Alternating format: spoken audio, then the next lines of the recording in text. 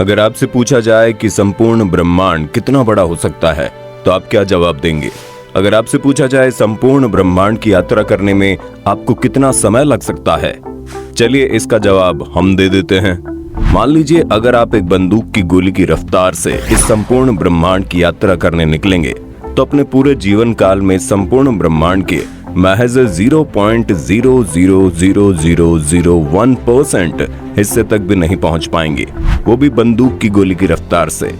अब तो आप समझ गए होंगे कि ब्रह्मांड असीम है, अनंत है, जिसका छोर आज भी इंसानों के लिए एक रहस्य बना हुआ है। हमारी पृथ्वी इस ब्रह्मांड में ठीक उसी तरह मौजूद है जिस तरह एक बड़े महासागर में पानी की कोई बूंद मौजूद होती है। जी हाँ, महासागर में बस पानी की एक बूंद। आपने कभी न कभी गौर करके आसमान को जरूर देखा होगा। रात के समय में आसमान में अनगिनत तारे टिमटिमाते हुए दिखाई देते हैं। ब्रह्मांड में न जाने कितनी गैलेक्सीज मौजूद होंगी और उन्हीं में से एक गैलेक्सी का नाम है आकाश गंगा। और इसी आकाश गंगा में किसी धूल के कण की तरह मौजूद है हमारी पृथ्वी, जिसमें हम रहते हैं। रात में हमें जो तारे दिखाई देते हैं वो इस जगह के तारे होते हैं। बहुत विशाल है हमारी आकाश गंगा। दोस्तों, इस समय दुनिया में ऐसी कोई टेक्नोलॉजी मौजूद नहीं जो हमें पूरे ब्रह्मांड की यात्रा करा सके, लेकिन आज के इस वीडियो में हम आपको घर बैठे बैठे संपूर्ण ब्रह्मांड की यात्रा कराने वाले हैं।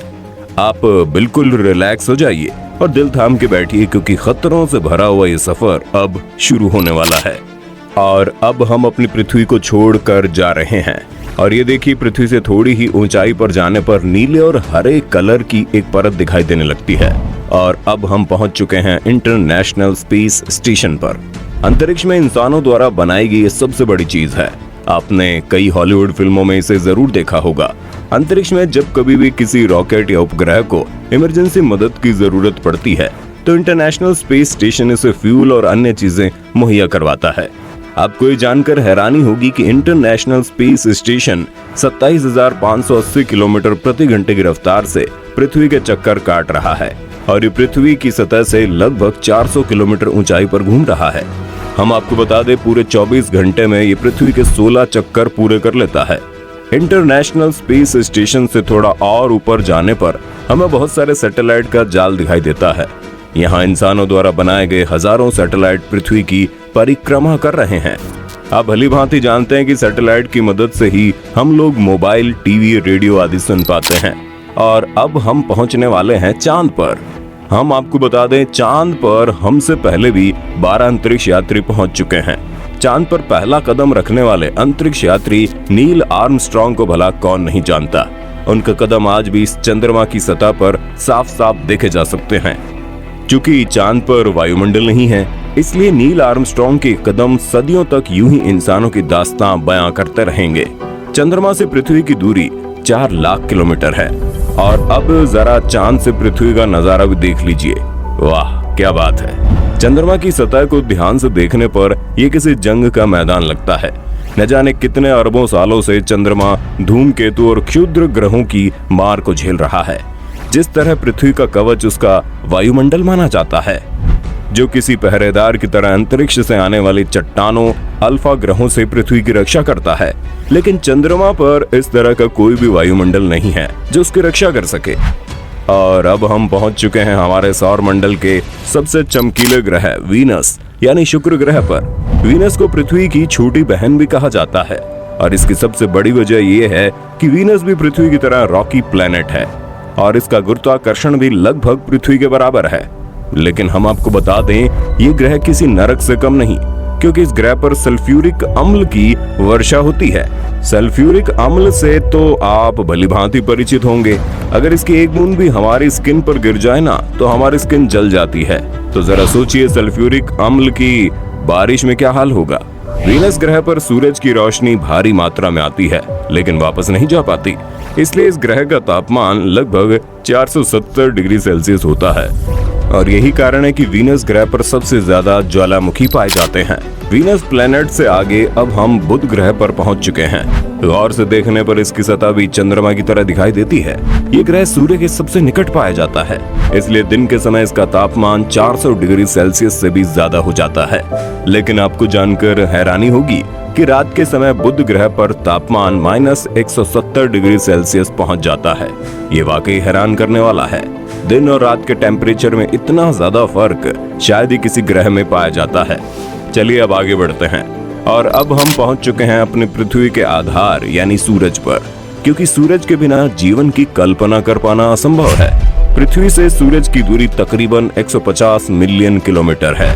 भले ही पृथ्वी से देखने पर सूर्य हमें एक फुटबॉल के बराबर दिखाई देता है, लेकिन ये इतना बड़ा है कि इसमें जाने कितनी पृथ्वियां समा सकती है। सूर्य की ग्रेविटी इतनी ज्यादा है कि पूरे सोलर सिस्टम को कंट्रोल कर रही है। सूरज के आसपास आज तक कोई नहीं पहुंच पाया, क्योंकि इसके अंदर इतनी गर्मी है कि ये कायनात की किसी भी चीज को महज कुछ ही माइक्रो सेकंड्स में पिघलाकर पानी कर सकता है। अपनी यात्रा को आगे बढ़ाते हुए हम पहुंच चुके हैं अब पृथ्वी के सबसे निकटतम ग्रह यानी मंगल ग्रह पर।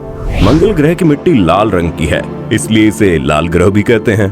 पृथ्वी के बाद अगर किसी ग्रह पर जीवन की कल्पना की जा सकती है तो वो मंगल ग्रह ही है। वैज्ञानिकों का कहना है कि मंगल ग्रह हमारा पास्ट है और कहीं न कहीं निकटतम भविष्य में मंगल ग्रह पर जीवन की कल्पना की जा सकती है।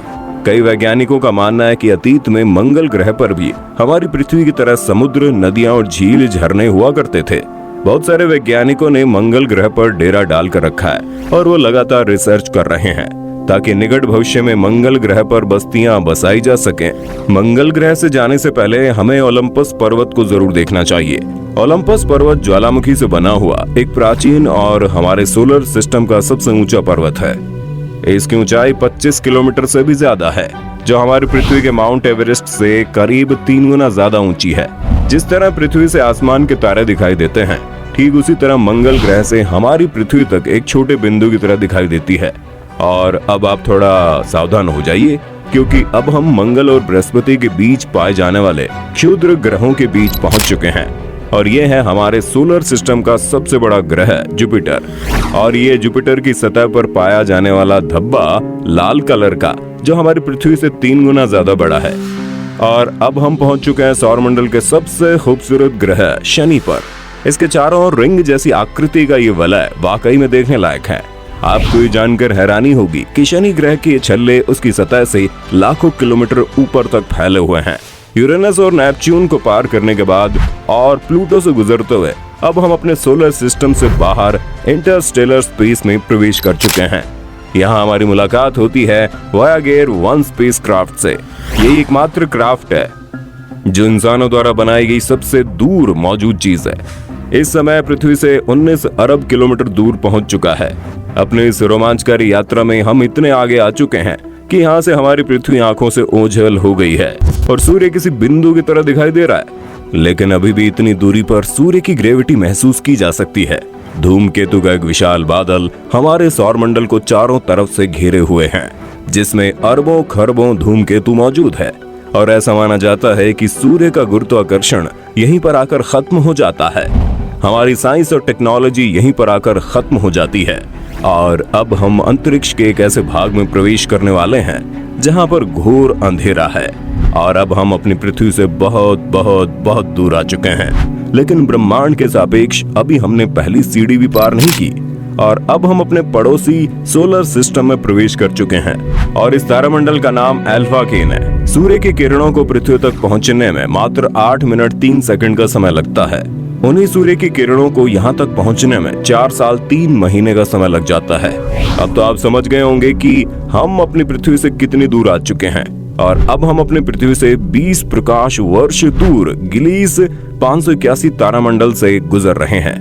इस तारामंडल का एक ग्रह देखने में बिल्कुल हमारी पृथ्वी की तरह दिखाई देता है और यहाँ पर एलियंस के होने की सबसे ज्यादा संभावना मानी जाती है। हमारी आकाश गंगा में इस तरह के अरबों तारे मौजूद है, जिनमें सूर्य भी एक है, जिनकी यात्रा करना तो दूर, पूरे इंसानी जीवन काल में सभी की गिनती कर पाना भी असंभव है।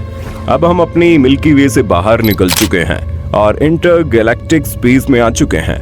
यहाँ पर हमारा मिल्की वे गैलेक्सी से भी बड़ी बड़ी अरबों गैलेक्सियां दिखाई दे रही हैं। अरबों गैलेक्सियों के इस झुंड को लोकल ग्रुप के नाम से जाना जाता है। और अब हमें दिखाई दे रहा है विर्गो सुपर क्लस्टर, जिसमें सैकड़ों लोकल ग्रुप शामिल है। वर्गो सुपर क्लस्टर 110 मिलियन प्रकाश वर्ष में फैला हुआ है। 110 मिलियन प्रकाश वर्ष, जरा सोच समझकर काउंट करना दोस्तों।